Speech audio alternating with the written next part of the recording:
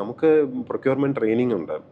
അപ്പോൾ മനിലയിലും അവിടെയൊക്കെ പോയി ഞങ്ങളൊക്കെ ഇത് ട്രെയിനിങ്ങിൻ്റെ ഭാഗമായിട്ട് പോയി വന്നതാണ്. അപ്പോൾ അവിടെ ഞങ്ങളുടെ കൂടെ ട്രെയിനിങ്ങിന് വന്നിട്ടുള്ളത് ഇന്ത്യയിൽ നിന്നുള്ള മറ്റ് പല സംസ്ഥാനങ്ങളിൽ നിന്നുള്ള സാധാരണ ഈ പ്രൊക്യൂർമെൻറ്റ് റിലേറ്റഡ് ആയിട്ട് ഡയറക്റ്റ് ലിങ്ക് ഇല്ലാത്ത ഡിപ്പാർട്ട്മെൻറ്റിൽ നിന്നും RBI എന്നൊക്കെയുള്ള ആൾക്കാർ, നബാർഡ് എന്നുള്ള ഇവരൊക്കെ വളരെ സീരിയസ് ആയിട്ട് പ്രൊക്യൂർമെൻറ്റ് പഠിക്കുന്നുണ്ട്. അപ്പം നമ്മുടെ സംസ്ഥാനത്ത് പക്ഷേ അൺഫോർച്ചുനേറ്റ്ലി പ്രൊക്യൂർമെൻറ്റ് ഒരു വിഷയമേ അല്ല. അതെങ്ങനെയായിപ്പോയി എന്നുള്ളതാണ്. ഈ ഏതെങ്കിലും ഒരു അക്രഡിറ്റഡ് ഏജൻസിയെ ഏൽപ്പിക്കുക, അവൻ എന്തെങ്കിലും ചെയ്യുന്നത്. ഇപ്പോൾ അക്രഡിറ്റഡ് ഏജൻസി എന്ന് പറഞ്ഞു കഴിയുമ്പോൾ നമ്മൾ വിചാരിക്കും അല്ല ഇതൊരു പണി എളുപ്പമാക്കാനും കൂടെയാണ്. അവർ ബാക്കി എന്താണെന്ന് വെച്ചാൽ ചെയ്തോട്ടെ.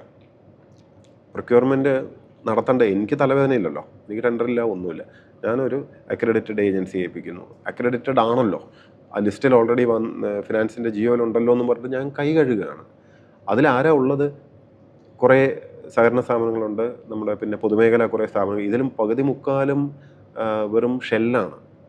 ഷെല്ലെന്ന് പറയുക, ഇവർ സബ്ബ് കൊടുക്കുകയാണ് ചെയ്യുന്നത്. ഈ സബ്ബ് കൊടുക്കുന്നത് ഏതെങ്കിലും ഒരു കോൺട്രാക്ടർക്കാണ്. എന്നിട്ട് ഈ നിൽക്കുന്ന ഈ ഏജൻസി, അക്രഡിറ്റഡ് ഏജൻസി യാതൊരു ഉത്തരവാദിത്വം എടുക്കാതെ നടക്കുക.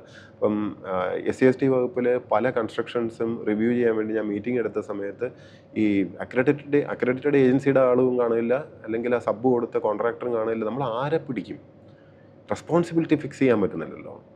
സബ്ബ് കൊടുത്തവനെ പിടിക്കാൻ നോക്കുമ്പോൾ അവൻ പറയും നിങ്ങൾ ഗവൺമെൻറ്റുമായിട്ട് ഇതില്ലല്ലോ, നേരിട്ട് കോൺട്രാക്റ്റോ എഗ്രിമെൻറ്റോ ഒന്നുമില്ല.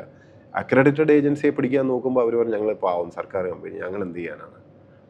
അവിടെയാണ് പിന്നെ ഇതുപോലെ ഊരാലുങ്കൽ പോലുള്ള അവരും അക്രഡിറ്റഡ് ഏജൻസിയാണ്. അത് വേറെയും വിവാദങ്ങൾ, വേറെ വശത്ത് എല്ലാവർക്കും എന്തിനു കൊടുക്കുന്നു എന്നുള്ള വേറെ ചോദ്യം. അവർക്ക് അഡ്വാൻസ് കൊടുക്കുന്നു, അവരെ ഒരു പരിധിക്കപ്പുറം വലിയ പ്രോജക്റ്റുകൾ ടെൻഡർ ഇല്ലാതെ കൊടുക്കുന്നു, അത് വേറൊരു വിവാദം. But why should you do all this? നിങ്ങൾക്ക് മാന്യമായിട്ട് ടെൻഡർ ചെയ്യാൻ അറിയില്ലേ? ഒരു ടെൻഡർ നടപടി എന്ന് പറഞ്ഞാൽ വെറും 1 മാസം എടുക്കുന്ന കാര്യമാണ്. ഇത് അത്ര തല പോകുന്ന വിഷയമൊന്നും അല്ലല്ലോ. പക്ഷേ ഇതിലുള്ള കോമ്പിറ്റൻസ്, പ്രൊക്യൂർമെൻറ്റിലുള്ള കോമ്പിറ്റൻസ് നശിക്കും തോറും നിങ്ങൾക്ക് ഒരു പ്രോജക്റ്റ് എക്സിക്യൂട്ട് ചെയ്യാനുള്ള കഴിവില്ലാതെ പോകും. കേരളത്തിൽ അൺഫോർച്ചുനേറ്റ്ലി അതാണ്. ഇപ്പം സെൻട്രൽ ഗവൺമെൻറ് ഫണ്ടിങ് വരുമ്പോഴും എല്ലാം പല പ്രോജക്ട്സും പല സ്കീമുകളൊക്കെ വരുമ്പോൾ നമുക്ക് ആദ്യത്തെ ഗഡു പോലും കൃത്യമായിട്ട് ഉപയോഗിച്ചിട്ട് അടുത്ത ഗഡു വാങ്ങാൻ പറ്റുന്നില്ല. കാരണം ആദ്യത്തെ ഗഡു മേടിച്ചിട്ട് നമ്മൾ ചുമ്മാ ഒരു യൂട്ടിലൈസേഷൻ സർട്ടിഫിക്കറ്റും കൊടുത്തിട്ടിരിക്കുകയാണ്. കാരണം നമുക്ക് പ്രൊക്യൂർ ചെയ്യാൻ അറിയില്ല.